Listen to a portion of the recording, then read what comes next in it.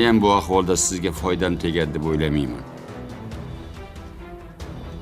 Foyda istamasa ham yonimda bo'lib maslahat berib turing. Oyi, Nozman mazasi yo'q. Kasalxonadamiz. Kela olasizmi? Nima bo'ldi? Tinchlikmi? Bolamiz nobud bo'libdi. Qattiq yiqilibsan. Doktorlar olib tashlashdi. Hazillashyapsiz-a? Nimaga tushadi? Nimaga tushadi? O'zingiz. Nimaga tushib qoladi? Nozima bo'l. Senga hozir Nimaga aynan meni bolam? Nimaga? Nozima bo'ldi. Nima balo? Ilonchani uyidan ilon chiqdimi? Oy, men sizga kecha aytdim-ku. Uyga baxtliroq ketishim kerak dedimmi? Xursandmisiz, oyijon? Nega xursand bo'lay? O'g'limni qiynaganingami? Ovqat pishirmay, och nahor qo'yganingami? Sen o'zi nimalar deyapsan? Esing joyidami? Ilonchani bolasi tushsa men aybdormanmi? U meni ham bolam edi. Siz izlagan barcha ko'rsatuv va seriallarning to'liq qismlari endi Sevimli YouTube sahifasida. Premyeralarni birinchilardan ko'rib boring. Obuna bo'ling va qo'ng'iroqchani bosib, hech bir qismni o'tkazib yubormang.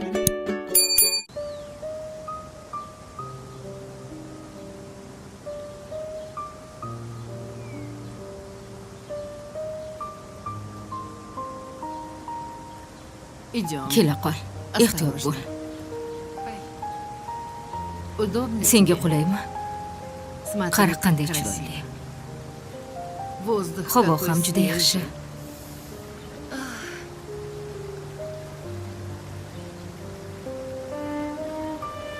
Haqiqatan juda chiroyli.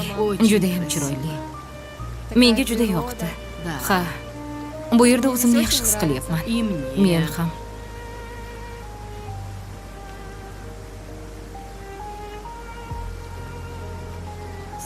Seni ataylab shu yerlarga olib keldim. Xursand bo'lishing uchun. Kim? Bilmayman. Noma'lum raqam. Ko'tarma. Menimcha ering bo'lsa kerak. Seni qidirib yurgandir. Oyijon, axir unga ham aytib qo'yishimiz kerak. Nima uchun? Xavotirlanadi. Keragi yo'q. Keyin oyisi yana folbinga boradi. Oyi. U ayol nega folbinga borishdan qo'rqmaydi? Axir bu katta gunoh-ku. Men shunday deb eshitganman. Oldin bolang sog'lom tug'ilsin. Eson-omon tug'ib ol, keyin esa qaytib boramiz. Sen faqat bu haqida o'ylashing kerak.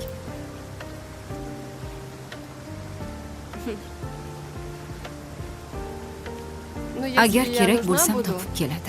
To'g'rimi, oyi? Kerakmas ekanman, demak meni axtarmayapti. To'g'ri, barakalla.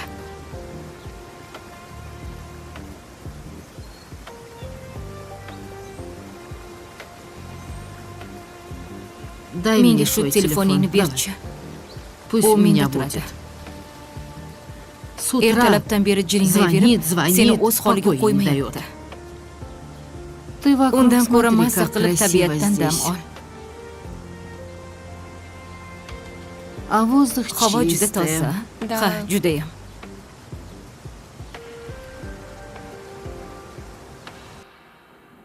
Of. Shunaqa jonimga tegdi. Hech qaysini ko'rgim kelmayapti. Bu yerga mazza qilib o'ynagani keladi deb o'ylasa kerak edi. O'lganimni kunidan kelyapman. Mayli, xafa bo'lmang. Dugonamni o'zi sal shunaqaroq. Yo, mendan nima xohlaydi bular, a? Bittasi kelib, shu yerda o'tirsang bo'ldi dedi. Bittasi kelib, nimaga kech kelding dedi. Kimmi gapi to'g'ri, kim boshliq bu yerda hayronman. Eriga kirib, hammasini aytib beraman. Bir kunda beva bo'lib qoladi hali. O'zi alamimni kimdan olishi bilmay yuribman.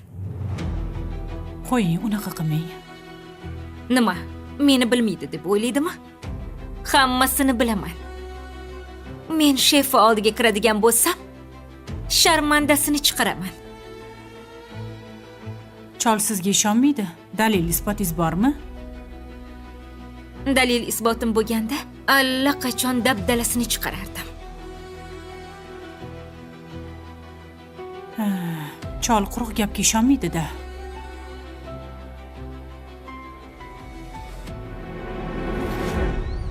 Qizim bo'ldi, siqilma. Hammasi yaxshi bo'ladi. Oyi, men xato qildimmi? Yo'q. Buni xato deb bo'lmaydi. Endi ozgina yoshlik qilding, faqat biroz. Oyi, hayot buncha qiyin. Men erga tekkanimdan keyin mazza qilib yashayman deb o'ylagandim. Shu desang, turmushni mushti bor deyishgan. Hamma mana shundan o'tib olish kerak. Qaynonamni endi tushunyapman. 3 bolalarini yo'qotganlar. Menimcha shunga ham asabiy bo'lib qolgan bo'lsalar kerak. To'g'ri aytasan. Bolasini yerga qo'yish oson emas. Shuncha bolalardan atigi bir donasi yashab qopti. Men hali qo'limga olmagan bolam uchun qancha siqilyapman. Ular qanaqa ezilgan ekanlar.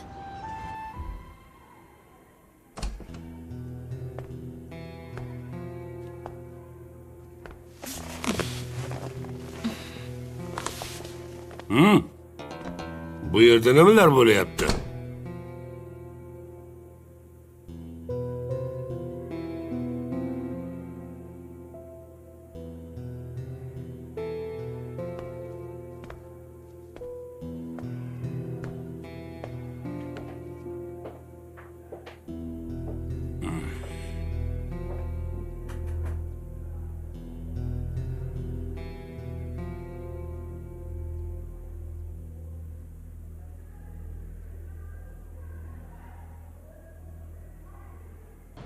Oyijonga rahmim kelyapti.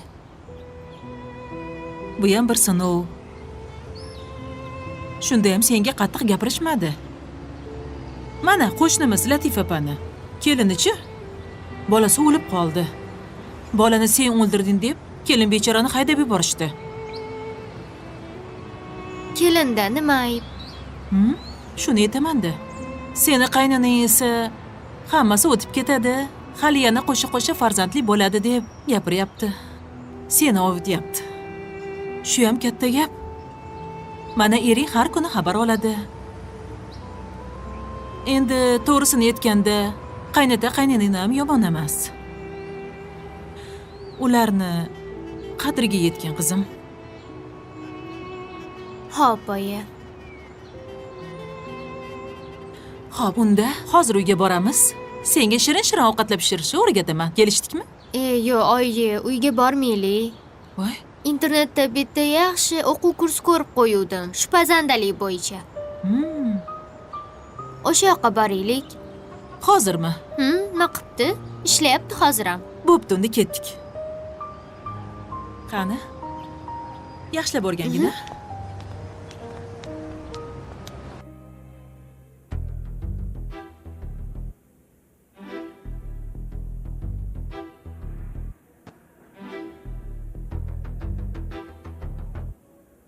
Agar meni bu yerda keragim bo'lmaydigan bo'lsa, ketishim mumkin.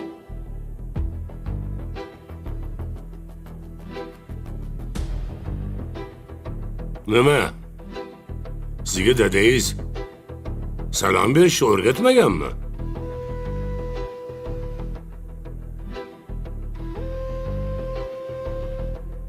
Rahbar bilan avvalo salom berib so'rashiladi.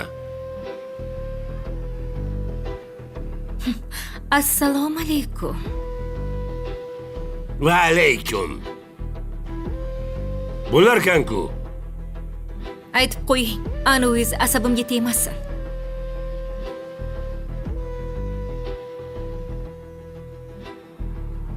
Birinchidan, u meni anonim emas. Turmush o'rtog'im bo'ladi. Kompaniyamiz bosh direktori Nazokat Botirovna bo'ladi. Tushundingizmi?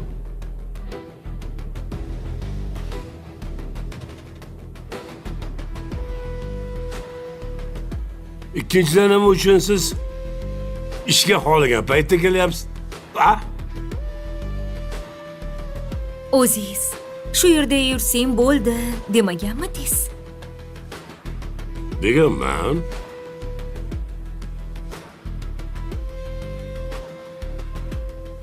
Lekin kecha qolib kelsa ham bo'ladi degan emas bu, to'g'rimi? Nima qo'yib turing? Kecha nima uchun? Fotosessiyaga kelmadingiz? Mazam bo'lmadi.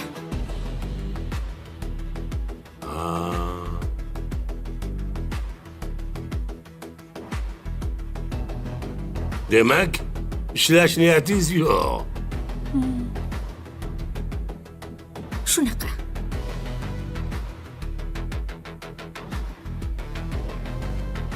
Bo'lmasa, ertadan boshlab ishga kelmasangiz ham bo'ladi. Bo'shsiz.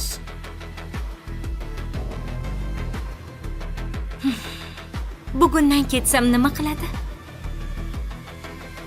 Bemalol. Ketishingiz mumkin. Ijozat. Sodiq Turg'unovich, men siz bilan yana alohida uchrashaman. Qiziq. Nimaga? Aytadigan gaplarim bor.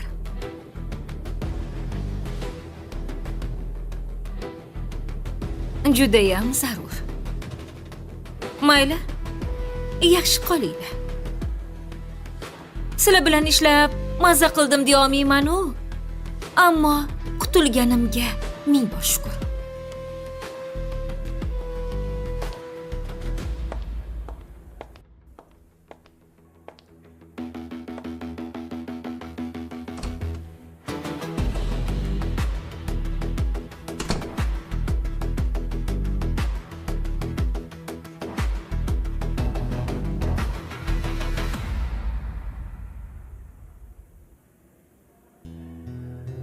Banu? Bo'ldimi? Kuni joyiga tushdimi? Ha, tushdim. Endi bemalol ishlayman.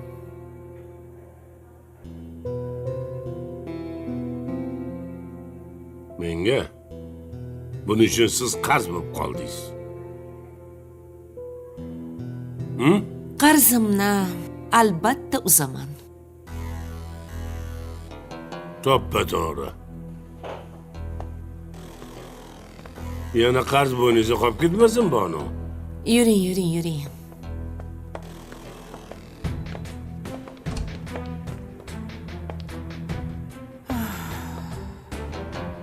Bu dugonam ilonni yog'ini yalagan. O'zidan chiroylilarni ofisda ishlattirmaydi deb eshitgandim. Cholini qizg'anib, haydatadi deyishgani rost ekanda. Ertaga bu meni ham aniq haydaydi. Men ham o'zimni himoyalashim kerak. Kel desa kelib, ket desa ketavermayman-u.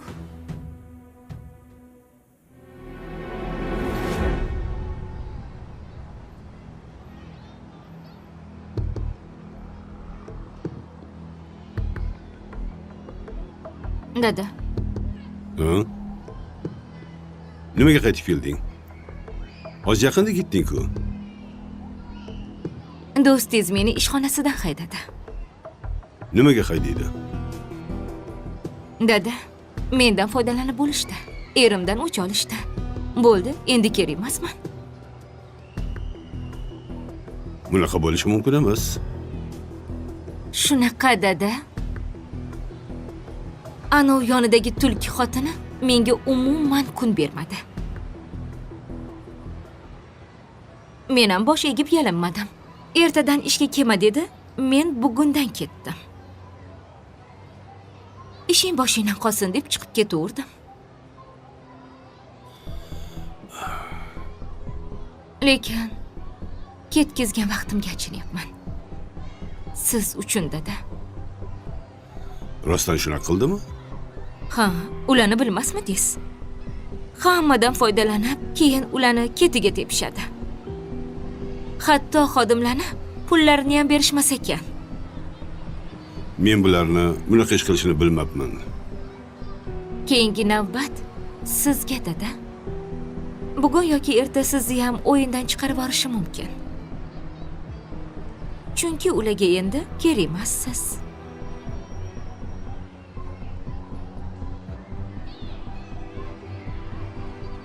Buni hali ko'ramiz.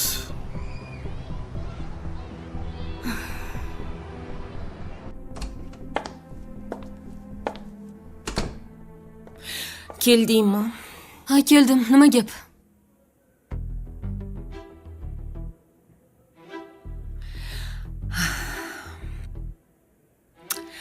Bitta alvastidan qutulganimdan shunaqa xursand bo'lib o'tiribman. Endi men nima qilaman? Boshqa ishga olasanmi? O'rtoq, menimcha cholim yo'q deydi.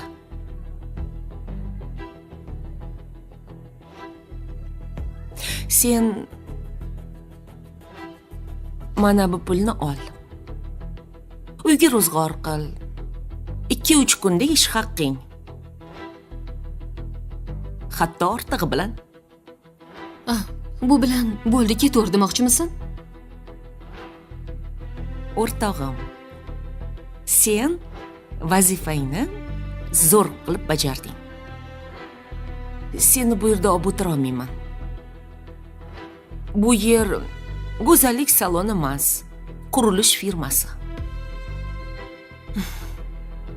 Menga ofisdan boshqa ish topib berarsan? Buni hozircha iloji yo'q. Agar ish topilsa, albatta yana chaqiraman.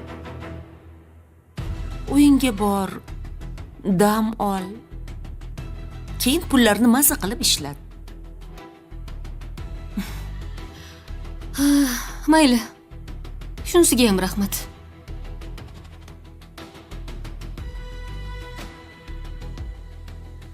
Sog' bo'lgin. Faqat anu bilan gaplashib yurmagin, xo'pmi?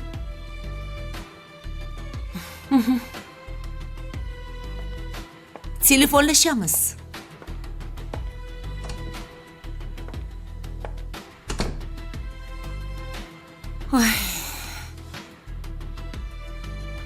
Hammani ko'nglini olish kerak. Meni ko'nglimni kim oladi?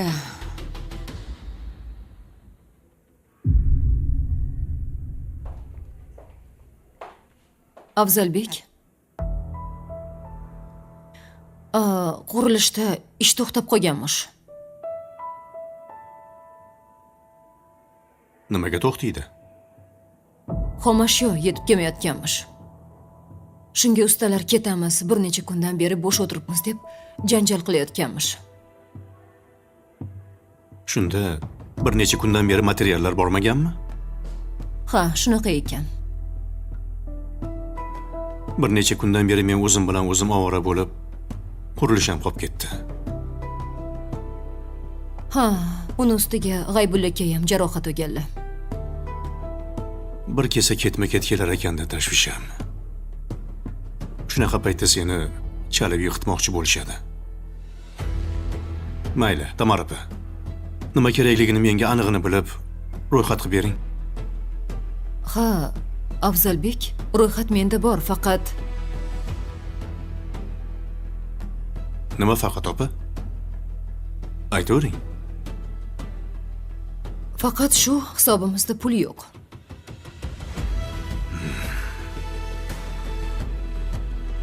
Qaysi pulga olamiz deng? Shunaqa.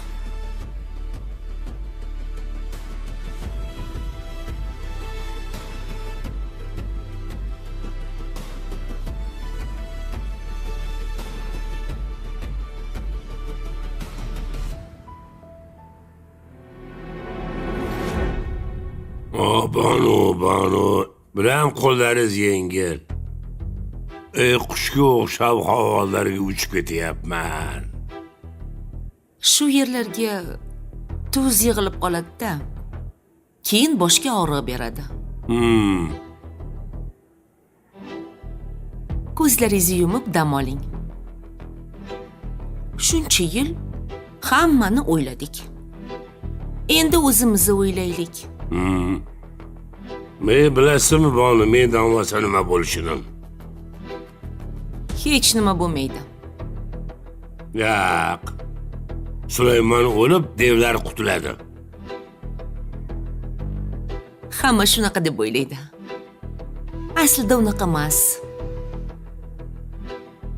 Birov qilgan ishni boshqalar ham qila oladi. Bu dunyoda kimdir o'rnini bosolmaydigan odamni o'zi yo'q. Shuning uchun juda o'zingizga ko'p yukni olvormang. Men bir umr o'zimga kerakman deb yashadim Bonu. Hozirchi? Hozir ham kerak emas bo'lishdan qo'rqaman Bonu.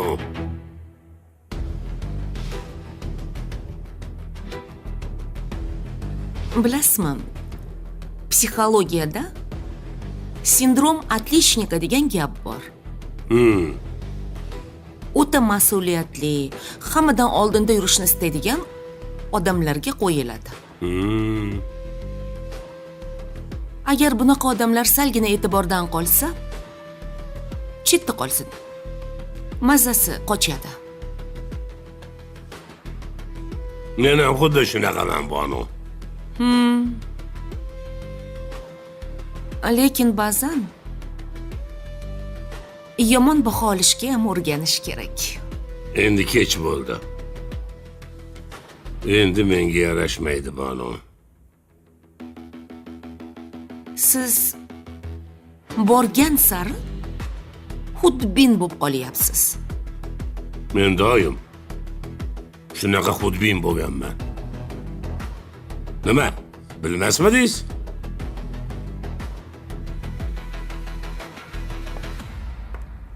Siz haliyam ketmadingizmi? Ketgandim, qaytib keldim. Narsalarim qolib ketibdi tepada. Asabiylashganimdan unutib qoldiribman.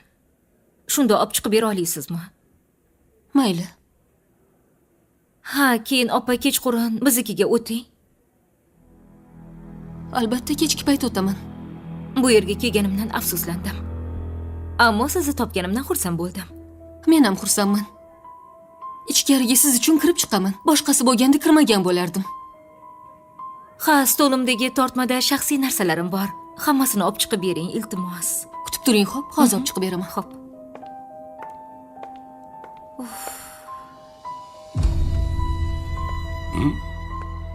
Keling.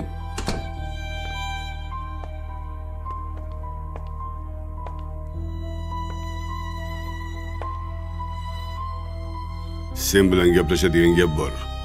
Xotiningga ayt chiqib tursin. Mayli, men chiqib tura qolaman. Keragi yo'q. Meni xotinimdan yashiradigan hech qanaqa gapim ham yo'q, sirim ham yo'q. Gapini eshitaman. Erkak bo'lib, bir marta xotin kishisiz gaplashgan.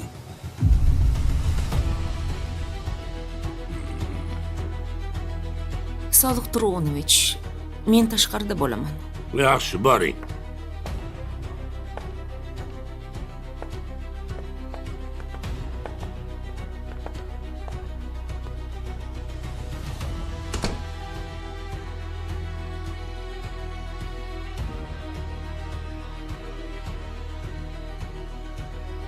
Eshitaman, qulog'im sizda. Nimaga yig'lab kelding? Men senda lafz bor deb yuribman. Senda na lafz, na g'urur bor ekan. Men bilan o'yin qilding-a? Nima qilsam qilaman, indamay ketadi deb o'yladingmi? Men hech kim bilan o'yin qilmadim. Shunchaki foydalanib, ketingni artib etmoqchimisan? Sen o'zingni shunaqa narsa deb bilasanmi?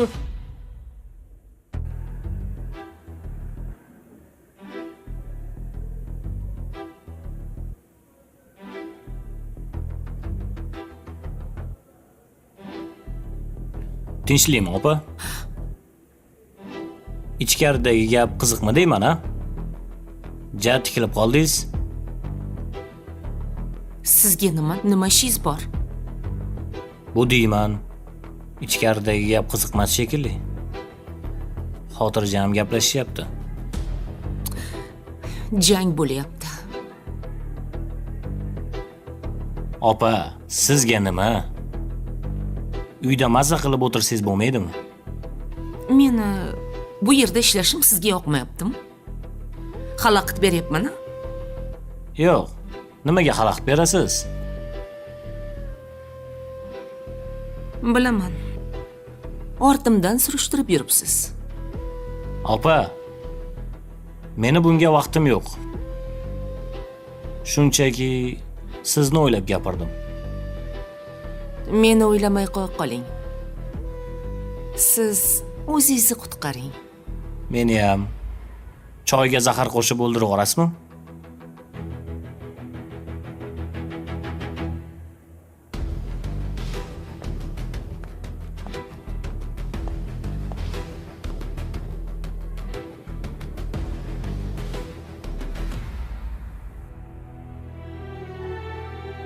Men bilan o'yin qilsang qil. Nega qizim bilan o'yin qilasan? Men unga ish taklif qildim xolos. Lekin xotinchang haydadi. O'z ketdi. Men bilan hazillashma deganmidim? Demagansan. Bo'lmasam ana endi eshitib qo'y. Bugundan boshlab sen meni eng katta dushmanimsan. Bildingmi? Oldin uyindagi dushmaningni bir yo'li qilib olgin. Keyin menga yopishasan.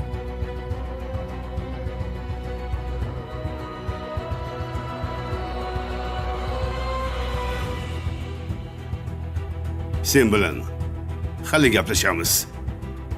Maraz.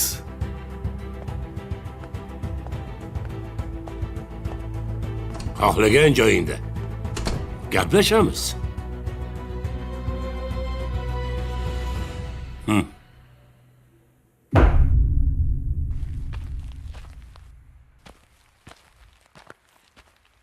Oyi, Ha, bolam. Uyg'ondingmi? Rosa uxlading-a? menga bilinmadi. Kecha og'ir kun bo'ldi-da. To'g'ri. Men bu og'riqni his qilganman, o'g'lim. Har gal farzandimni yo'qotganimda bir o'lib, bir tirilganman. Tug'ruqxonada boshqa ayollarga qarasam, yuragim og'rib ketardi. Nimagaligini bilasanmi? Nimaga? Chunki men bilan kelgan ayollar farzandlarini bag'riga bosib xursand bo'lib chiqib ketishardi. Men esa bir emas, bir necha marotaba farzandsiz chiqib ketganman.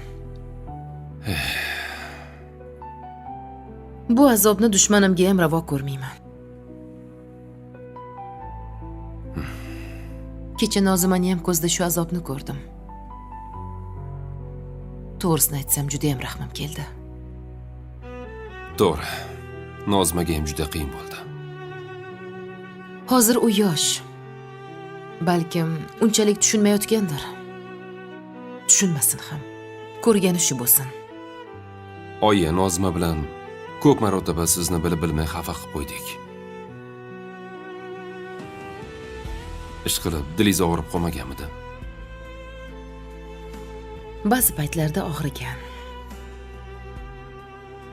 Lekin shunda ham yomonlik tilamayman. Axir farzandlarim siz-ku. Hech ham qarg'amayman. Agar uni qarg'asam, bir uchi senga tegishini bilaman, o'g'lim. Shuning uchun ham insof bersin deyman, xolos. Ha, zori insof berib qolsa. Mayli. Hali hammasi yaxshi bo'ladi, o'g'lim. Mana ko'rasan. O'zi aslida ilonchang yomon emas. O'ylaganini, ko'ngliga kelgan gapni shatta betingga aytadigan odati bor. Nohaqlikka chidolmaydi, hammasini shatta aytib tashlaydi. To'g'ri. Sal dangasaroq. Dangasaligini ham tan olasan, a?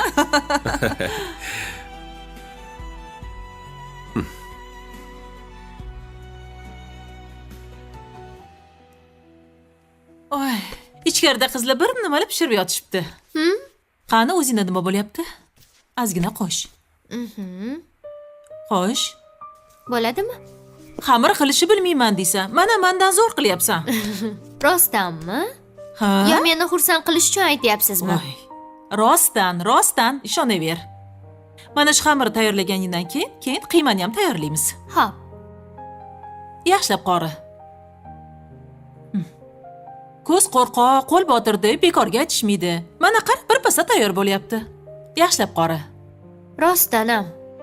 Xamir qorish oson ish ekan, qiyin, umuman qila olmaydigan ish deb o'ylardim. Agar xohish bo'lsa, hamma ovqatni uzog'i bilan 2 soatda tayyorlasa bo'ladi. Oyi, shularni nimaga menga vaqtliroq o'rgatmagansiz?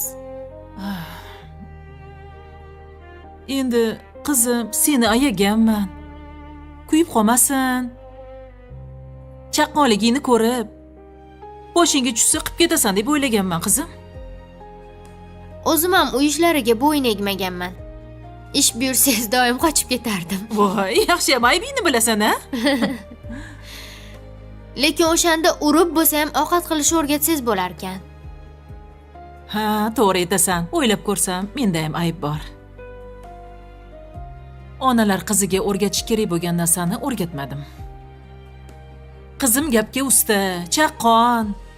Borgan uyida qaynonasini ko'nglini oladi debman-u, lekin bu tiling o'zingga qarshi ishladi. O'zingizni ayblamang. Mana o'rganyapman-ku. Yaxshi, qani bitta ko'raychi. Ha, aytgancha, dadang qo'ng'iroq qildilar, kelayotgan ekanlar. Bo'ldi, zo'r bo'pti. Bo'la Bilaymiz. qolasiz.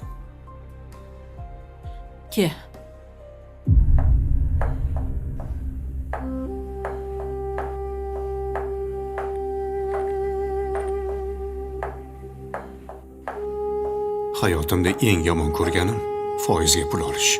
Doim shundan qochib yurganman. Ammo majbur bo'lar ekansan. O'zingnikilar sotganda, chorasiz qolganingda, ishongan insoning chuv tushirib ketganda, balki shunisi ma'quldir. Hech kimga bosh egmaysan, beminnat. Bergan pulimni hozir qaytar deb turib olishmaydi.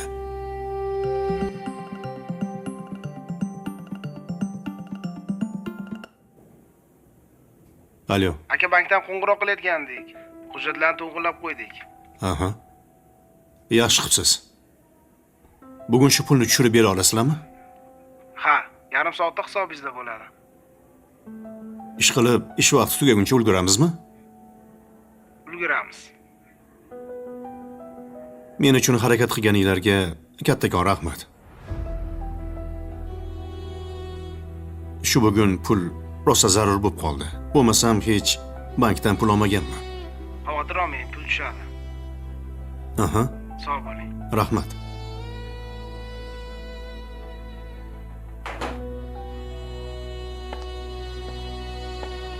Afzalbek, siz so'ragan hujjatlaringiz. Bering. Tamara opa, yarim soatda pul tushadi. Do'konlarga nima kerakligini hammasini yozib yuboring.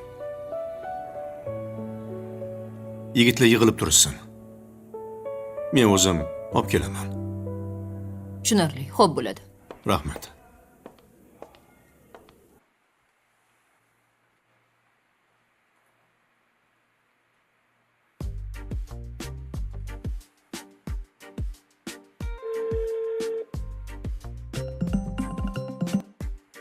Hozir. Alo. Ilonchang bo'lsa kerak-da, bolam. Farhod aka. Alaysan, Nozma. Yaxshi. Har qalay nafas olyapman. O'rningni turolyapsanmi? O'zimni nimadir qilib chalg'itmasam bo'lmasdi. O'shanga oyim bilan pishiriq pishiradigan kursga keldik. O'ylaverib miyam shishib ketdi. Nima qilding endi? O'zim qo'llarimni o'ynatib xonim qildim. Ha? Xonim qildingmi? Bo'lmagan gap. Ishonmayman. Rostdan? Unda yaxshi. Bu narsa yemadingizmi? Yo'q. Yeb qo'ymadim. Hozir bo'lmasam dastavka qilib beraman sizga. Bo'ladimi? Bir yeb ko'ring, baho berasiz. To'xtab tur. Shu oyjon qilmadilarmi? Oyim o'rgatib turdilar, o'zim qildim. Yeb ko'ring, siz o'lib netib qolmasangiz biz yeymiz. Xo'p. Qani, bir ko'raylikchi. Ish qilib oxiri baxayr bo'lsin-da. Nari borsa, отравление bo'lishingiz mumkin. Hech nima bo'lmaydi, o'lib qolmaysiz. Bo'pti, yaxshi ko'raman seni. Rostdanmi? Ha.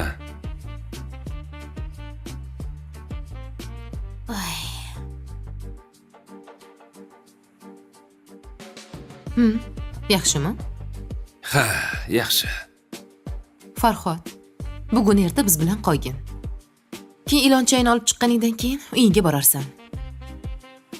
U yamanchi o'ziga kelib qoladi. Xo'pmi? Xo'p. Siz qachon desangiz o'shanda olib kelaman. Siz baribir ko'proq bilasiz-ku. Lekin Nozma ham juda ham yosh bolaga o'xshaydi. Salgina aldab qo'ydim, kayfiyat ko'tarilib ketdi. Mayli, Zora shu bilan chalg'isa. Sen yosh bolaga o'xshaysan. U esa ichidan o'tganini sezdirmayapti. U hammasini ichiga yutyapti. Go'yo kulib, o'zini xursanddek ko'rsatmoqchi. Bolasidan ayrilgan ayol bir pasda o'ziga kelmaydi.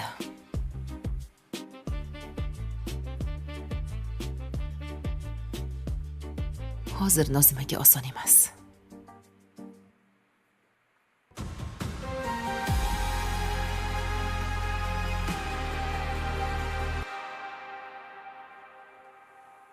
Qizim xonim tayyor bo'ldi. Chiroyli qilib suzib qo'ydim. Yur yeymiz.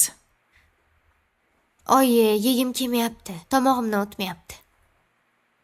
Voy, nega unaqa deysan? Oldin nima yesam ham bolam uchun deb xursand bo'lib yerdim. Hozir kim uchun yeyman? Ma'nosi qolmadi hech narsani.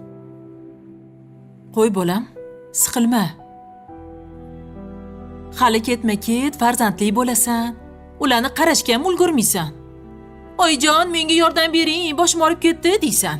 Men keyin yordamga boraman oldinga. Shunaqa bo'larmikin? Bo'ladi albatta. Yana farzandli bo'la olarmikinmiz? Voy, bo'ladi. Mana, qancha tanishlarimni bosh bolasi shunaqa nobud bo'lgan. Keyin mana qo'sha-qo'sha farzandlari bor. Tushkunlikka tushma. Hammasi yaxshi bo'ladi. Yur. Yeb olaylik ovqat sovmasdan. U senga kuch-quvvat bo'ladi. Yiroqqa.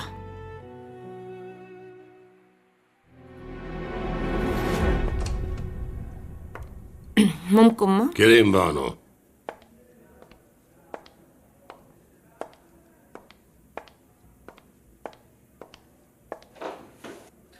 Nima bo'ldi? O'zicha meni qo'rqitib ketdi. Sizni umuman aybingiz yo'q. Bilaman. Qizini yonini olib ketdimi? Ha. Uyga borib nima degan Xudo biladi.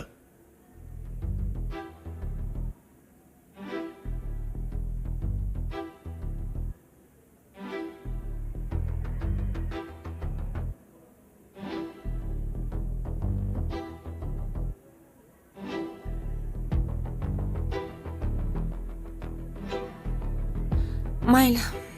Xohlaganini gapirsin. Shu ayoldan qutulganimizga shukr. Bonu, siz haq ekansiz. Bularning oilasi chataq ekan. O'zimizdan nari qilib yaxshi qildik.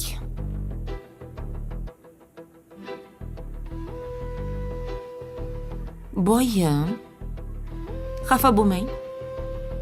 Men nimaga xafa bo'laman? Bunaqalarning 10tasini suvga olib borib, sug'armasdan olib kelaman, tushundingizmi? Bilaman. Men sizga hozir issiqqina choy olib kelaman.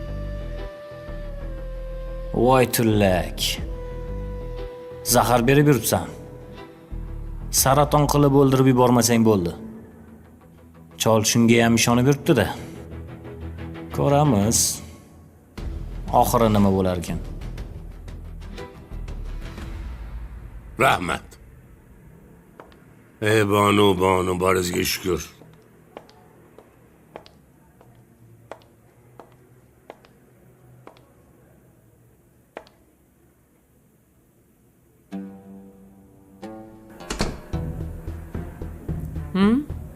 Gap bo'ylab turibsanmi? Shunchaki o'tib ketayotgandim. Boyagi gapimiz chala qoldi. Sen nimaga shama qilding? Hech nimaga opa. Nimani bilasan? Gapir. Qanaqa zahar? Choyga oz-oz qo'shadigan modda haqida eshitgandim. Shu xolos. O'ylashimcha siz unaqa qilmaysiz. Menga qara. Gapingni o'ylab gapir.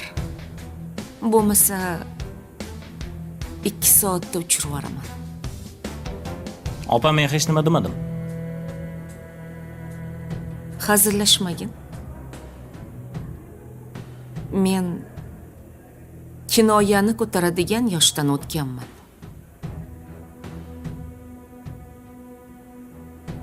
Qoch yo'limdan. Oyog'im tagida o'ralashma.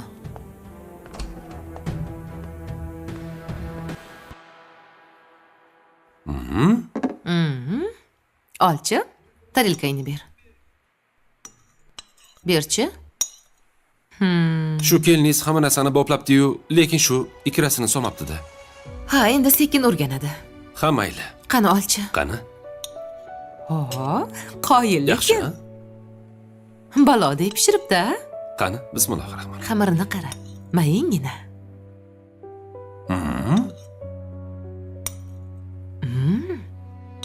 Rostdan o'zi qilganmi-ku? Shuni aytaman. Shirin chiqibdi. Qoyil. Xamir ham yupqa, siz aytgandek. Masalliqi ham yaxshi. Tuzlari ham joyida. G'o'rgina ilonchani aqli endi kiryapti. Gapirmang. Ol bolam. Ilonchan qilgan deb maqtab yegin. Keyin o'ziga ham telefon qilgin. Zo'r chiqibdi, mazali chiqibdi, mazza qilib yedik degan. Oyma maqtadilar degan, kayfiyatlari ko'tariladi.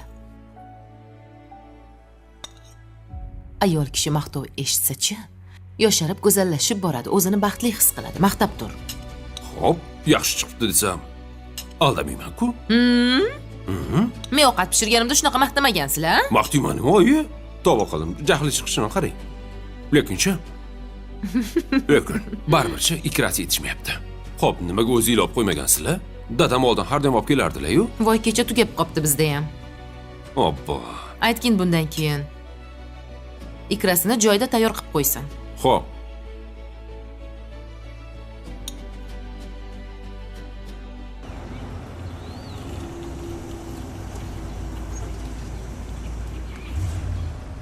Aka, o'tib ketay, chetroq turing. Nima deyapsan? Nima debman? Ol mashinangni.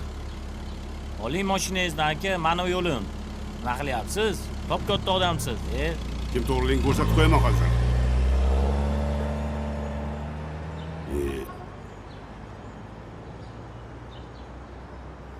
Said, sen tez yetib kelgin. bo'l. Tez uyimga yetib kel. Hop, hozir boraman.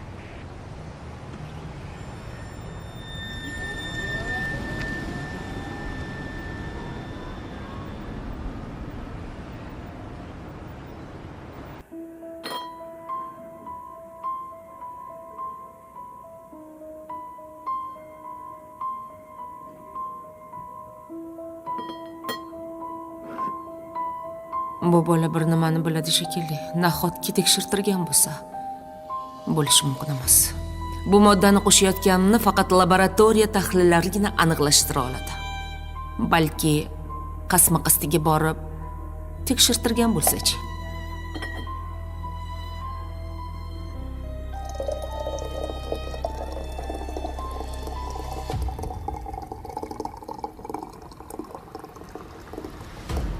Qurib ketsin hammasi. Bittasini yo'qotsam boshqasi kelib chiqadi. Bularni hammasi bilan yolg'iz o'zim kurasha olmayman. Yoki o'g'lim aytgandek sekin surib qolsammikin. Yaxshisi kutaman. Yana ozgina vaqt kerak. Afzal yoki uni qaynotasi cholni yo'q qilishlari aniq.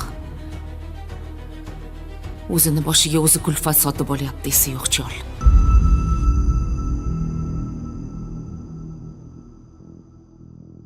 Qurilish mollari yetib keldimi? Yetib keldi. Yaxshi, bo'lmasa ertaga ertalabdan ishni boshlayveringlar. Ish to'xtab qolish kerak emas. Yarim ishchilarimiz ketib qoldi ishdan. Bu gullar sizga? Menga? Nima munosabat bilan? Bu gullar sizni chiroyingizni bir ko'rsin. O'zingizni g'ururingizni yerga urib borishingiz shartmidi? Erkak degan gapirgan gapiga javob berish kerak. Dada, biz ham bergan so'zimizni ustida turmadik-ku. Sharofiddin Aliyazdiy aslida tarixchi odam bo'lgan. Amir Temurning o'g'illari tarixchi odamga otasi haqida kitob yozishni iltimos qilishgan. Sizdan xafaman. Nimaga xafasiz xonim?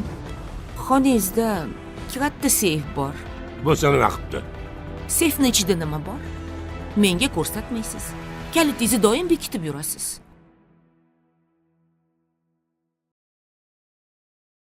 என்ன வீடியோன்னு பார்த்தீங்கன்னா இன்னைக்கு வந்து நான் ஒரு கதை சொல்ல போகிறேன். அதாவது என்ன கதைன்னா எனக்கு ரொம்ப பிடிச்ச ஒரு ஃபிலிமோட கதை தான் நான் சொல்ல போகிறேன். அதாவது ஒரு அப்பாவும் ஒரு அம்மாவும் இட்லி கடை எப்படி வந்து நடத்துகிறாங்க செய்கிறாங்கன்னு சொல்லிட்டு பார்க்கலாம் வாங்க. ஒரு ஊரில் வந்து ஒரு அப்பா ஒரு அம்மா இருக்கிறாங்க. அவங்க வந்து விவசாயம் பண்ணிட்டு இருக்காங்க. விவசாயம் பண்ணிட்டு இருக்கிறப்போ நெல் அறுவடை பண்ணுறாங்க. நெல் அறுவடை பண்ணுறப்போ சரி நம்ம வந்து அரிசி வந்து வெளியே போட்டால் ரொம்ப கம்மி போகுது, நம்மளே வந்து ஒரு இட்லி கடை வைக்கலாம் அப்படின்னு சொல்லிட்டு முடிவுக்கு வர்றாங்க. அப்போ வந்து சொல்கிறான், நம்ம வந்து நாட்டு அதாவது கிராமத்து ஸ்டைலில் வந்து இன்னும் நல்லா அரைச்சி வச்சா சாம்பார் சட்னி செஞ்சால் எல்லாருக்கும் ரொம்ப பிடிக்கும்னு சொல்லிட்டு அவங்க மனைவி சொல்கிறாங்க. அதுக்கு இவனும் சரி ஓகே, அப்போ எங்கள் அப்பாத்தா கிட்ட போகலாம், எங்கள் அப்பாத்தா நல்லா வைப்பாங்க, நல்லா அவங்க டேஸ்ட்டாக வைப்பாங்கன்னு சொல்கிறாங்க. சரி வாங்க நம்ம போய் 1 மந்த் வந்து அப்பாத்தா வீட்டில் தங்கி நம்ம எப்படி இதெல்லாம் செய்யறதுன்னு கற்றுட்டு வரலாம் அப்படின்னு சொல்லிட்டு சொல்கிறாங்க. அதுக்கு வந்து அப்பாத்தாவும் சரி வாங்க அப்படின்னு சொல்லிட்டு சொல்கிறாங்க. அப்போ வந்து இவங்க வந்து அப்பத்தா வீட்டுக்கு போய் வந்து சாம்பார் எப்படி அம்மியில் அரைச்சி வைக்கணும், சட்னி எப்படி செய்யணும் பக்குவமா, இது இட்லி எப்படி உருப்படும், இதெல்லாம் வந்து சொல்லி கொடுக்குறாங்க. சொல்லி கொடுத்து 1 மந்த் அங்கே இருந்து கற்றுக்குன்னு வர்றாங்க. கற்றுக்குன்னு வந்து சிட்டியில் வந்து அதே மாதிரி செய்யலாம், அங்கே ஒரு கடை போடலாம், கடை போட்டால் சிட்டியில் நல்லா போகும் அப்படின்னு சொல்லிட்டு சிட்டிக்கு வர்றாங்க. சிட்டிக்கு வந்து ஒரு இட்லி கடை வைக்கிறாங்க. இட்லி கடை வைக்கிறப்போ ஃபஸ்ட்டு வந்து யாரும் அவ்வளோவா சாப்பிடல. ஏன்னா அவங்க வந்து சிட்டியில் வந்து அவ்வளோ டேஸ்ட் பிடிக்கல அப்படின்னு சொல்லிட்டு இருந்தாங்க. ஆனாலும் மனசு தளர விடாமல் இட்லி கடை வைக்கலாம்னு சொல்லிட்டு இட்லி கடை வச்சாங்க. கொஞ்ச நாள் பார்த்து இட்லி கடை அவ்வளோவா ஒன்றும் ஓடலை. அப்போ என்ன சொல்கிறாங்க, நம்ம கிராமத்துக்கு போய் நம்மளுக்கு தெரிஞ்ச விவசாயமே பண்ணலாம் அப்படின்னு சொல்லிட்டு விவசாயத்துக்கே போகிறாங்க. விவசாயம் பண்ணி அதிலே வந்து லாபம் சம்பாதிக்கிற மாதிரி எப்படி பண்ணுறதுன்னு சொல்லிட்டு அவங்க அப்பத்தா கிட்ட போய் கேட்குறாங்க. அவங்க அப்பத்தா வந்து சொல்லி கொடுக்குறாங்க. அதாவது நீ இந்த மாதிரி பண்ணு இந்த மாதிரி பண்ணுன்னு சொல்லி கொடுக்குறாங்க. அப்போ வந்து கேட்டு அவங்க வந்து அது மாதிரி விவசாயம் பண்ணுறாங்க. விவசாயம் பண்ணி வந்து நல்ல லாபத்தை சம்பாதிக்கிறாங்க. லாபத்தை சம்பாதிக்கிறப்போ அப்போ வந்து அப்பத்தா சொன்னாங்க, நம்ம எது செஞ்சாலும் முழு மனசோடு செஞ்சால் அது நஷ்டமே ஆகாது, லாபம் தான் கொடுக்கும் அப்படின்னு சொல்லி அனுப்புகிறாங்க. அதேபடி வந்து திருப்பியும் வந்து முழு மனசோட இட்லி கடை ஓப்பன் பண்ணுறாங்க. இட்லி கடை ஓப்பன் பண்ணுறப்போ மனசார கஷ்டம் இல்லாமல் மனசார செய்கிறப்போ அப்போ வந்து கொஞ்சம் கொஞ்சமாக நிறைய பேர் டேஸ்ட் நல்லா இருக்குது, ஊரில் இருக்கிற மாதிரி இருக்குது அப்படின்லாம் சொல்கிறாங்க. சொல்லி வந்து சாப்பிட்றாங்க. சாப்பிடும் போது இவங்களுக்கு ரொம்ப பிடிச்சிருக்கு, இட்லி ரொம்ப பிடிச்சிருக்கு அந்த மாதிரிலாம் சொல்கிறாங்க. அப்போ இவங்களுக்கு வந்து ரொம்ப சாட்டிஸ்ஃபேக்ஷனாக இருக்குது. அப்போ வந்து திருப்பி இட்லி கடையே போட்டுட்டு இருக்காங்க. இட்லி கடை போடுறப்போ இவங்களுக்கு வந்து ஒரு குழந்தை பிறகுது. குழந்தை பிறக்கிறப்போ அந்த குழந்தை இவங்க எல்லாம் வந்து ரொம்ப சந்தோஷமாக இருக்கிறப்போ அந்த குழந்தை வந்து படிக்கிறதுக்காகோசரம் சிட்டிக்கு இது பண்ணி போகிறாங்க இல்லையா. சிட்டியில எல்லாம் படித்து எல்லாம் முடிச்சுட்டு கேன்ட்ரிங் எடுக்கிறாங்க. கேன்ட்ரிங் எடுக்கிறப்போ படித்து இவனை விட நல்லா பெரிய பிஸ்னஸ் மேனாக ஆகுறாங்க. ஆகி வெளிநாட்டுக்கெல்லாம் போய் அங்கேயே தங்கி அங்கேயே படிக்கிறாங்க. அங்கேயே படிச்சு ஒரு நாள் வந்து அவன் எந்த கம்பெனியில் வேலை செய்கிறாங்களோ அந்த ஓனரோட பொண்ணை வந்து விரும்புகிறப்போ வந்து அவங்க சொல்கிறாங்க, சரி எனக்கு வந்து இதுதான் பிடிச்சிருக்கு அப்படின்னு சொல்லிட்டு அவங்க அப்பா கிட்ட சொல்கிறாங்க. அவங்க அப்பாவுக்கு பிடிக்கல. ஏன்னா நம்ம பையன் நெக்ஸ்ட்டு வந்து நம்ம இட்லி கடை நடத்தணுன்ட்டு ரொம்ப விருப்பப்படுறாங்க. ஆனால் இவன் வந்து அந்த ஓனர் பொண்ணு பிடிச்சிரு, நான் அங்கேயே செட்டில் ஆக போகிறேன்னு சொல்கிறாங்களே, வெளிநாட்டிலே செட்டில் ஆக போகிறேன்னு சொன்னோடனே இவங்களுக்கு வந்து கொஞ்சம் பயமாக இருக்குது. நம்ம பையன் நெக்ஸ்ட்டு எப்படி நம்ம இட்லி கடை நடத்த மாட்டானோ என்னாகும் சொல்லிட்டு ரொம்ப பயமாக இருக்குது. அப்போ வந்து அவங்க யோசிக்கிறாங்க, உன் இஷ்டம்ப்பா, உனக்கு பிடிச்சிருந்தா நீ கல்யாணம் பண்ணி நீ அங்கேயே இருந்துக்கோ அப்படின்னு சொல்கிறாங்க. அப்புறமா அவங்க வந்து மேரேஜுக்கெல்லாம் ஏற்பாடு பண்ணுறப்போ இவங்க அம்மா வந்து ஒரு நாள் ஃபோன் பண்ணுறாங்க, அப்பா இந்த மாதிரி தவறிட்டாங்க அப்படின்னு சொல்லிட்டு சொல்கிறாங்க. அப்போ வந்து வந்து இந்தியாவுக்கு அவங்க அப்பாவுக்கு செய்ய வேண்டியதெல்லாம் செய்கிறாங்க, எல்லாம் பண்ணுறாங்க. அப்போது அவங்க எல்லாம் செஞ்சுட்டு பிறகு அவங்க அம்மாவுக்கு வந்து ஒரு மன பிரம்மம் மாதிரி ஆயிடுது. காலையில் ஏந்து போய் நம்ம இட்லி செஞ்சோம், இது மாதிரி சாம்பார் செஞ்சோம், அந்த மாதிரி ஒரு மன பிரம்மம் ஆயிடுது. அந்த மன பிரம்மத்துலேருந்து வெளியே வரவே அவங்க வந்து என்ன பண்ணுறாங்க, கோயிலுக்கு அந்த மாதிரி இட்டுட்டு போகிறாங்க. அப்புறமா அவங்க இட்லி கடைக்கு இட்டுட்டு போகிறாங்க. இட்டுன்னு போய் பார்க்குறப்போ அவங்க அப்பா ஞாபகம் நிறைய வருது. நம்ம எப்படிலாம் இங்கே இருந்தோம், நம்ம எப்படி இங்கே மாவாட்டணும், இதெல்லாம் வந்து ரொம்ப அவங்க அப்பாவுக்கு வந்து அந்த ஞாபகம் வருது. அந்த ஞாபகம் வரப்போ இவனுக்கு கொஞ்சம் ஃபீல் ஆகுறதுனால என்ன பண்ணுறான், சரி நம்ம அம்மா விட்டுட்டு அங்கேயே வெளிநாட்டுக்கே போகணுன்ட்டு, அம்மா என் கூட நீ வந்துருவாமா அப்படின்னு சொல்லி கூப்பிடுறாங்க. அப்போ வந்து இல்லைப்பா, நான் உங்கள் அப்பா இருந்த இடத்துலேருந்து நான் வரமாட்டேன் அப்படின்னு சொல்கிறாங்க. சொல்லிட்டு வீட்டுக்கு போயிட்டு படுக்கிறப்போ அவங்க அம்மாவும் இறந்துட்டு பிறகு இவங்க வந்து செய்ய வேண்டிய இதெல்லாம் செஞ்சுட்டு திருப்பியும் வந்து ரொம்ப ஃபீல் பண்ணிட்டு அப்புறமா இவங்க அம்மாவும் இல்லை அப்பாவும் இல்லைன்னு சொல்லிட்டு அந்த வாழ்ந்த வீட்லேயே வந்து ஒரு 2 நாள் தங்குறப்போ அவங்க அப்பா அவன் எவ்வளோ விளையாடி அந்த இடத்துல எல்லாம் விளையாடி எவ்வளோ ஃபீல் பண்ணியிருப்பாங்க. இதெல்லாம் வந்து அவனுக்கு ரொம்ப ஹார்ட் ஆகுது. அம்மா எப்படி எழுந்துச்சி காலையில் இட்லி கடைக்கு போவோம் செய்வோம், இதெல்லாம் வந்து ரொம்ப ஃபீல் பண்ணுறாங்க. அந்த கண்ணுக்குட்டிலாம் ஒன்று இருக்குது, அது ரொம்ப ஃபீல் பண்ணுது. ஏன்னா அந்த கண்ணுக்குட்டி அந்த மாடு இதெல்லாம் வந்து தான் அவங்க ஒரு குடும்பமாக இருந்திருப்பாங்க. அதெல்லாம் வந்து ரொம்ப ஃபீல் பண்ணுறப்போ இவனுக்கு ரொம்ப ஒரு மாதிரி ஆயிடுது. அப்புறமா இவன் மேரேஜ் பண்ணிக்கிற பொண்ணு வந்து கால் பண்ணுறாங்க, என்னம்மா எல்லாம் முடிஞ்சிச்சா, வரியா, இங்கெல்லாம் மேரேஜுக்கு ஏற்பாடு பண்ணிட்டாங்கன்னு சொல்கிறப்ப அவனுக்கு வந்து ஒரே ஹர்ட் ஆகுது. நம்மளுக்கு அப்பாவும் இல்லை அம்மாவும் இல்லை அப்படின்னு சொல்லிட்டு ரொம்ப ஹர்ட் ஆகுது. நான் கொஞ்ச நாள் இங்கே இருந்துட்டு வரேன்னு சொல்கிறாங்க. அப்புறம் ஊர்லேருந்து திருப்பி வெளிநாட்டிலேருந்து இவனை கூட்டுன்னு வர்றதுக்கு ஒரு ஆள் அனுப்புகிறாங்க. அந்த ஆள் அனுப்புகிறப்போ எல்லாம் முடிஞ்சு எல்லாம் செஞ்சுட்டு வாங்க சார் போகலாம் செய்யலாம் அப்படின்னு சொல்கிறப்போ, இல்லை எங்கள் அப்பா இந்த வீடு இந்த கடை இதெல்லாம் பார்த்துக்கணும், அதாவது சேல்ஸ் பண்ணிட்டு நான் வரேன் அப்படின்னு சொல்கிறாங்க. அப்போ இந்த ஆளே வந்து என்ன பண்ணுறான், ஒரு ஆள் ஏற்பாடு பண்ணி கடை விற்கணும்னு சொல்லிட்டு விற்கிறதுக்கு எல்லாம் ஏற்பாடு பண்ணுறாங்க. எல்லாம் பேசிட்டாங்க, அமௌண்ட் எல்லாம் பேசிட்டு மறுநாள் வந்து கோயிலுக்கு போகிறப்போ வந்து அவங்க அவங்க அப்பா கூட ஆடுந்து பேசுந்து சிரிச்சிருந்து இதெல்லாம் வானாப்பா இட்லி கடை விற்காதன்ற மாதிரி மாதிரி ஒரு எமோஷ்னலாக ஃபீல் ஆகுது அவனுக்கு. எமோஷ்னலாக ஃபீல் ஆகுறப்போ அவன் வந்து கேட்குறான், ஐயோ நம்ம அப்பா இந்த இடம்ன்ட்டு ஒரு மாதிரி ஃபீல் ஆகணுன்னே போயிட்டு அந்த ஊர் ஆளுங்க அங்கே விற்கிறதுக்கு எல்லாம் ரெடி பண்ணிட்டாங்க இல்லையா, அதனால வந்து அந்த ஊரில் வந்து எல்லோரும் வந்து ரெடியாக்குறாங்க வாங்குறதுக்கு. இப்போ வாங்க நம்ம போயிட்டு சைன் பண்ணலான்னு சொல்லிட்டு ஒரு கோயில் முன்னாடி வந்து ஒரு 4 பேர் உக்காந்து இப்போ சைன் பண்ணுறப்போ அவனுக்கு ரொம்ப ஃபீலிங் ஆகிட்டு, இல்லை நான் வரல, எனக்கு நான் இங்கே பார்த்துக்கிறேன், நானே இட்லி கடை பார்த்துக்கிறேன் அப்படின்னு சொல்லிட்டு சொல்கிறாங்க. சொல்கிறப்போ என்ன பண்ணுறாங்க, எல்லோரும் வந்து சண்டைக்கு வர்றாங்க. சண்டைக்கு வர்றப்போ இட்லி கடைக்கு ஆப்போசிட்டில் தான் வந்து ஒரு பரோட்டா கடை வச்சுருப்பாங்க. அந்த பரோட்டா கடைக்காரன் தான் வந்து இட்லி கடை வாங்கணும்னு நினச்சிது.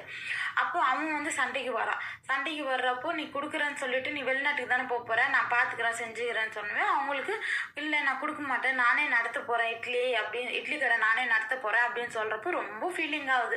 ஃபீலிங் ஆகுறப்போ வந்து சரி ஆச்சு அப்படின்னு சொல்லிட்டு இவன் வந்துடுறான். இவன் வந்த உடனே இவங்க அப்பா அம்மா வந்து கொஞ்சம் வயசானவங்க இல்லையா, அவங்க வந்து ஒரு பக்கத்து வீட்டு பொண்ணு வந்து வேலைக்கு, அதாவது வேலைக்குன்னு இல்லை, இவனுக்கு கட்டி கொடுக்கணும்னு சொல்லிட்டு அந்த பொண்ணுக்கு ஆசையும் வளர்த்துருப்பாங்க. அந்த பொண்ணு வந்து சின்ன சின்ன ஹெல்ப்பும் பண்ணின்னு இருப்பாங்க இவங்க கூட. அந்த பொண்ணு வந்துட்டு வந்து சொல்கிறேன், உங்கள் அப்பா அம்மாவுக்கு அந்த இட்லி கடை கொடுத்துடாதீங்க, அதெல்லாம் ரொம்ப உயிர் அப்படின்னு சொல்லிட்டு திட்டிட்டு போயிடுறா. அப்புறமா சரின்னு சொல்லிட்டு மறுநாள் காலையில் 5 மணிக்கெல்லாம் எழுந்து போய் கடைக்கு போய் இட்லி மாவெல்லாம் ஆட்டி சாம்பார் வச்சு கொடுக்குறாங்க. அதாவது அவங்க அப்பாவோட ஃப்ரெண்டு வந்து சாப்பிட்றாங்க, அந்த டேஸ்ட் இல்லைன்னு சொல்லிட்டு சொல்லிடுறாங்க. திருப்பியும் மறுநாள் காலையில் போகிறாங்க, அதே மாதிரி இட்லி மாவு ஆட்டுறாங்க, சாம்பார் வைக்கிறாங்க, சட்னி வைக்கிறாங்க. அப்போ அந்த பெரியவர் கூப்பிட்டு கொடுக்குறாங்க. அப்போ அந்த டேஸ்ட் வரவே இல்லைன்றாங்க. அப்போ இதே மாதிரி நடந்துன்னே இருக்குது. அப்போ வந்து இட்லி கடைக்கு யாருமே வரல, டேஸ்ட் இல்லைன்னு சொல்லிட்டு யாருமே வரல. அந்த பரோட்டா கடையில் போய் ஒரே கூட்டமாக இருக்குது. ஒரே பரோட்டா சாப்பிட்றதுக்குன்னா அவ்வளோ பேர் நிற்கிறாங்க. அவனுக்கு அதே ஒரே இதுவாகிடுச்சு, குஷி ஆயிடுச்சு.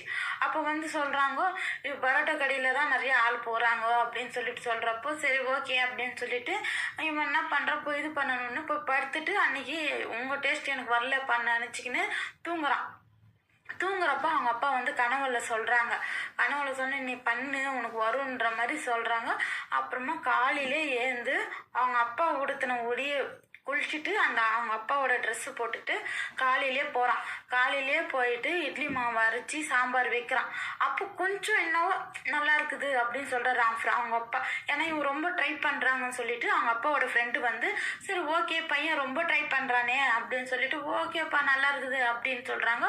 அப்போ பக்கத்தில் வந்து இவனை கூட்டுன்னு போகிறதுக்கு வந்தாங்க இல்லையா, வெளிநாட்டில் இருக்கிறவங்க. அவங்க இருக்கிறவங்க என்னப்பா சூப்பராக இருக்குது, இது வந்து ஓகேன்னு சொல்கிறிய அப்படின்னு சொல்லிட்டு சொல்கிறப்போ என்ன நீ இந்த மாதிரி அவங்க கையால் நீ சாப்பிட்டதில்ல, அதனால உனக்கு டேஸ்ட்டு தெரியல அப்படின்னு சொல்கிறாங்க. சொன்னப்போ சரின்ட்டு மறுநாள் காலையில் அதே மாதிரி குளிச்சுட்டு இட்லி மாவெல்லாம் ஆட்டிட்டு சாம்பார் வச்சு சட்னி செஞ்சு அதே மாதிரி அவங்கள கூப்பிட்டு சொல்கிறாங்க. அப்போ வந்து யாருமே நினச்சி கூட பார்த்துருக்க மாட்டாங்க நல்லா இருக்குன்ட்டு. பார்த்தா செம்மையாக டேஸ்ட்டாக வந்துட்டுருக்கு. அப்போ இதுதான் சிவநேசனோட கை பக்குவோம் அப்படின்னு சொல்லிட்டு சொல்கிறாங்க. சொன்ன உடனே அவங்களுக்கு வந்து ரொம்ப ஃபீலிங் ஆகிடுது, நம்ம அப்பா இது வந்துச்சுன்ட்டு. அப்புறமும் ஒருத்தராக திருப்பி அந்த இட்லி கடைக்கே வர்றாங்க. அவங்க அப்பாவோட டேஸ்ட் வந்தவுடனே திருப்பி அவங்க ஒருத்தராக அந்த இட்லி கடைக்கே வராங்க. வர்றப்போ வந்து இவனுக்கு ரொம்ப குஷி ஆகிடுது, ரொம்ப குஷி ஆகிடுது. ஏன்னா நம்ம திருப்பியும் நம்ம அப்பாவோட இது நம்ம கொண்டுன்னு வந்துட்டோம்ட்டு ரொம்ப ரொம்ப வந்து குஷி ஆகிட்டு ரொம்ப சந்தோஷமாக இருக்கிறாங்க. அப்போ என்ன பண்ணுறாங்க, இவன் கல்யாணம் பண்ணிக்க போகிற பொண்ணோட அண்ணன் வராங்க.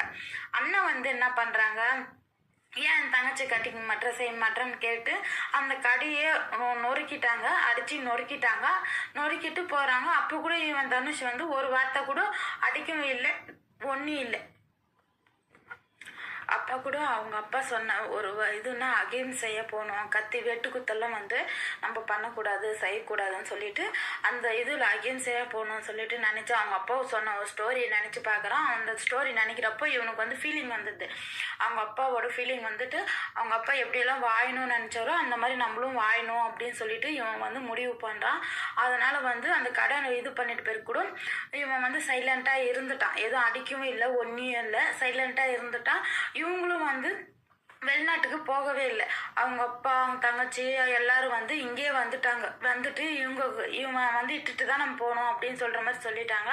ஆனால் வந்து இங்கே வந்து நடக்கிறது பார்த்தா இவனுக்கு வந்து பிடிக்கவே இல்லை. பிடிக்காமையே எப்படி இருக்கிறது செய்யறதுன்ட்டு ஒரு மாதிரி யோசிக்கிறப்போ திருப்பியும் வந்து நம்ம இன்னொரு இன்னொரு இட்லி கடை ரெடி பண்ணலாம் அப்படின்னு சொல்லிட்டு இன்னொரு இட்லி கடை வந்து ரெடி பண்ணுறாங்க.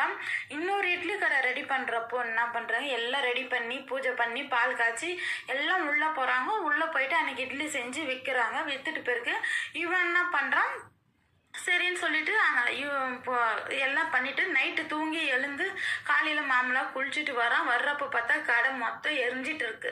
இவன் தான் எரிஞ்சிட்டு இருக்கவே அவனுக்கு ரொம்ப ஃபீலிங் ஆயிடுச்சு. என்னடா இது, நம்ம கஷ்டப்பட்டு நேற்று தான் இது மாதிரி பால் காய்ச்சணும் செஞ்சோம் அப்படின்னு சொல்லிட்டு நினச்சோம். அவங்க அப்பாவை நினச்சி ரொம்ப ஃபீல் பண்ணுறான், ரொம்ப அழுகுறான். ரொம்ப ஒரு மாதிரி துக்கமாக அடிச்சிட்டு இருக்கு. அதனால ரொம்ப அழுது ரொம்ப ஃபீல் பண்ணுறான். அப்போ அந்த பொண்ணு இன்னொருத்தர் வந்து சமாதானப்படுத்துறாங்க, இல்லைப்பா நம்ம இன்னொன்று கட்டிக்கலாம், நீ இது பண்ணாதான்னு சொல்லிட்டு இவனுக்கு ரொம்ப கோவம் வந்துட்டு போயிட்டு சண்டை போட்டுடுறான். சண்டை போட்டு அவனை அடித்து அவன் மூஞ்சியெல்லாம் அடித்து இது பண்ணி விட்டுடுறாங்க. அவனை ஹாஸ்பிட்டல் கிட்டன்னு போகிறாங்க. அப்புறமா என்ன பண்ணுறாங்க, தான் புள்ளியை அடிச்சிட்டான், நம்ம எவ்வளோ பெரிய ஸ்டேட்டஸில் இருக்கிறோம், நம்ம புள்ளியை அடிச்சிட்டான்னு சொல்லிட்டு இவங்களும் வந்து சண்டை போடுறாங்க.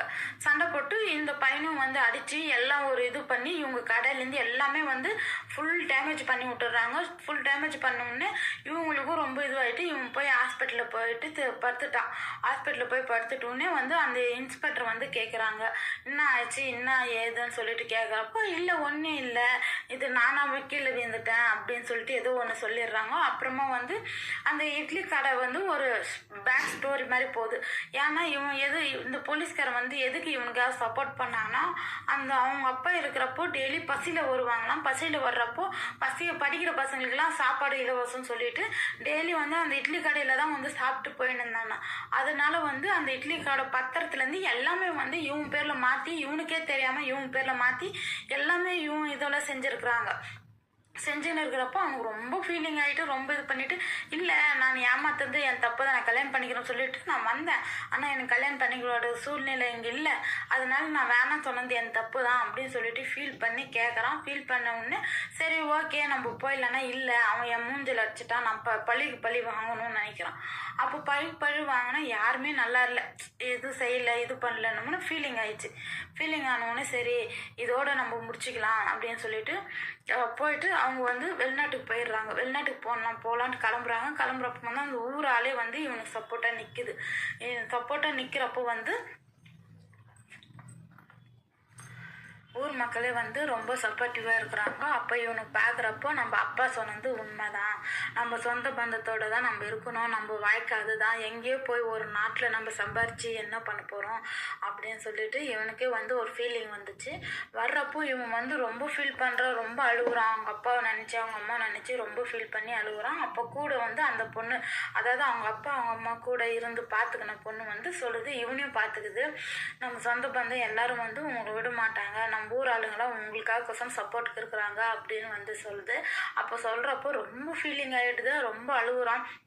அழுதுட்டு அப்புறமா வந்து போலீஸ் வந்து இவங்ககிட்ட கம்ப்ளைண்ட் எடுத்துக்கிறாங்க. உங்களை அடித்தது யார் என்ன ஏது இந்த மாதிரி அதாவது அந்த பொண்ணு கல்யாணம் பண்ணிக்கிறேன்னு சொல்லிட்டு அந்த பொண்ணு தானே நீங்கள் உங்களை வந்து அடித்தாங்க செஞ்சாங்க அப்படின்னு சொல்லிட்டு வந்து கேட்குறாங்க. இல்லை அவங்க வந்து என்னை அடிக்கலை அப்படின்னு சொல்லிட்டு சொல்கிறாங்க. சொன்னப்போ இவங்களுக்கு வந்து ரொம்ப ஃபீலிங் ஆகிடுது. அப்போ வந்து கூட வேலை செஞ்ச வந்து அந்த உங்களை வந்து எப்படி அடித்தாங்க, எப்படியெல்லாம் உங்களுக்கு கொடுமை கொடுத்தாங்க அப்படின்னு சொல்லிட்டு அந்த பொண்ணு வந்து மாற்றி ஒரு வீட்டில் போய் அடித்து வைக்கிறாங்க. அடித்து வச்சு அந்த பொண்ணு வந்து எதுக்காக என்ன அடித்து வச்சுக்கிறீங்க, கோயிலேருந்து கூப்பிட்டீங்க தானே சொன்னீங்க, நான் அதனால தான் வந்தேன், இப்போ வந்து இப்படி அடித்து வைக்கிறீங்கன்னா உங்கள் அப்பா இப்படியெல்லாம் பண்ணுறாரு செய்கிறாருன்னு சொல்லிட்டு அவர் வந்து அந்த பொண்ணுக்கிட்ட சொல்கிறப்போ அந்த பொண்ணு ரொம்ப ஃபீல் பண்ணுது. ஃபீல் பண்ணி நான் இந்த மாதிரி சொல்கிறப்போ அவனுக்கு அடிப்பட்ட உடனே சரி வா நான் விட்டுருங்கன்னு சொன்ன உடனே இவனை விட்டுடுறாங்க. இவன் வந்து போயிடுறான். போயிட்டு அவங்க அப்பா கிட்ட அவங்க அண்ணங்கிட்ட கேட்குறான், என்ன ஆச்சு, எதுக்காக இந்த ஊருக்கு வந்தீங்க, எதுக்காக உண்மையை சொல்லுங்கன்னு சொல்லிட்டு கேட்குறப்போ அவங்க வந்து எதுவுமே சொல்லலை. அப்போ அவங்க அண்ணன் வந்து கோபத்தில் கத்துறான், ஆமாம் அவனுக்கு எனக்கு ஃபர்ஸ்ட்லேருந்து செட் ஆகலை, அதனால தான் நான் அவனை அடித்தேன், அவன் இது நான் தான் கொளுத்துனேன், அவன் இட்லி கடை நான் தான் கொளுத்துனேன், அவனுக்கு நான் தான் எல்லாமே பண்ணது நான் தான் சொல்கிறப்போ அந்த தங்கச்சிக்கு வந்து ரொம்ப ஷாக் ஆகிடுச்சு. ஐயோ நம்ம அண்ணாவா இப்படியெல்லாம் பண்ணது அப்படின்னு சொல்லிட்டு ரொம்ப ஷாக் ஆகிடுச்சு. அப்போ தான் புரியுது அவளுக்கு அதாவது அந்த ஹீரோ மேலே வந்து எந்த தப்பும் இல்லை அப்படின்னு சொல்லிட்டு இவளுக்கு அப்போ தான் புரியுது. அப்போ புரியுறப்போ இவள் ரொம்ப ஃபீல் பண்ணுறா. நம்ம தான் ஏதோ தப்பாக நினச்சிக்கிட்டோம் அப்படின்னு சொல்லிட்டு ஃபீல் பண்ணி அழுகுறா. அப்போ அவங்க அண்ணங்கிட்டே சண்டைக்கு போகிறா. சண்டைக்கு போயிட்டு எனக்காக எதுக்கு அவனை அதாவது எனக்குன்னு சொல்லிட்டு அவனை எதுக்கு செஞ்சேன், அவனுக்கு தான் வன்மம் இருந்திருக்கு, அதுக்காக நீ அடிச்சேன்னு சொல்லு, எனக்காக செஞ்சேன்னு சொல்லாத அப்படின்னு சொல்லிட்டு அப்பாவும் அந்த பையனும் சண்டை போட்டிருக்கிறாங்க. அப்போ இவளும் அண்ணனும் சண்டை போட்டுக்கிறப்ப இவளுக்கு வந்து ஃபீலிங் ஆகுது.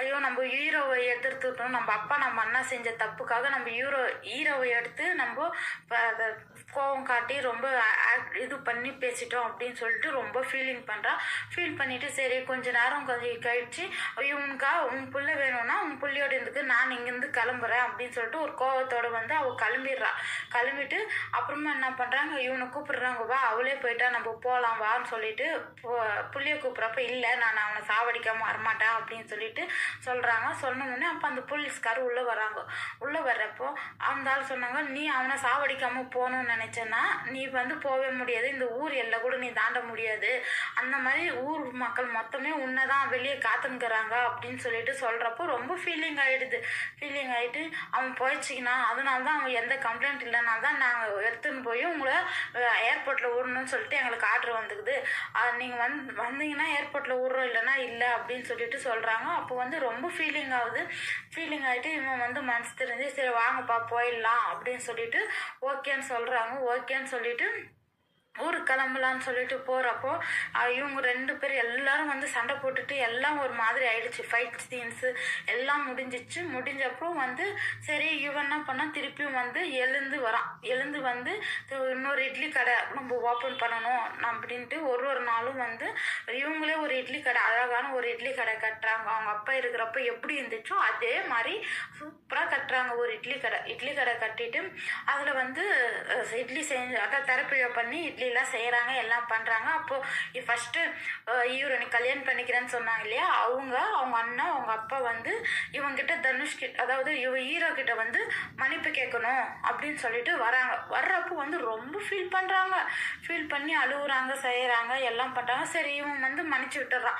எங்கள் அப்பா வந்து அகிம்சை முறையில் தான் போகணும்னு அப்படின்னு சொல்லி கொடுத்தாங்க, அதனால நான் வந்து அகிம்சை வழியாக தான் நான் போவேன் அப்படின்னு சொல்லி அவங்க வந்து ரொம்ப ஃபீல் பண்ணுறதுனால வந்து சரி ஆச்சு இனிமேட்டு நீங்கள் இந்த மாதிரி இருந்ததுனால நான் அடிச்சது சாரின்னு சொல்லிட்டு அவன் சொல்லிட்டு போயிருக்கு. அண்ணங்காரல்ல இல்லை நீ அவனை அடிச்சான் இல்லையா, நீ அவனை திருப்படினா இல்லை எனக்கு வேணாம், எங்கள் அப்பா அகிம்சை வழியில் யார்கிட்ட சண்டைக்கு போகக்கூடாதுன்னு சொன்னாங்கன்னு சொல்லிட்டு சரின்னு நாங்கள் ஊருக்கு போயிட்டு வரோன்னு சொன்னால் அப்போ வந்து அப்பா சொல்கிறாரு இல்லை இவனுக்கு எதனா ஒரு தண்டனை கொடுக்கணும் அப்படின்னு சொல்லிட்டு சொல்கிறாங்க. அப்போ தங்கச்சியும் வந்து ஆமாம் இவனுக்கு தண்டனை கொடுக்கணும், அப்போ தான் வந்து இவன் ஃபீல் பண்ணி திருந்துவான் அப்படின்னு சொன்னோடனே அப்புறமா அந்த அவனுக்கே வந்து ஒரு மாதிரி ஆகிட்டு சரி நீ உடனே என்ன 4 அடி அடிச்சுக்கோ அப்படின்னு சொல்கிறப்போ அவன் வந்து இல்லையே நான் அடிக்க மாட்டேன் அப்படின்னு சொல்கிறாங்க. அடிக்க மாட்டேன்னு சொன்னோடனே இவனுக்கு இன்னும் ஃபீலிங் ஆகிடுச்சு, ஐயோ ஒரு நல்ல கேரக்டர் நம்மள தான் தப்பாக புரிஞ்சுக்கிட்டோம் அப்படின்னு சொல்லிட்டு.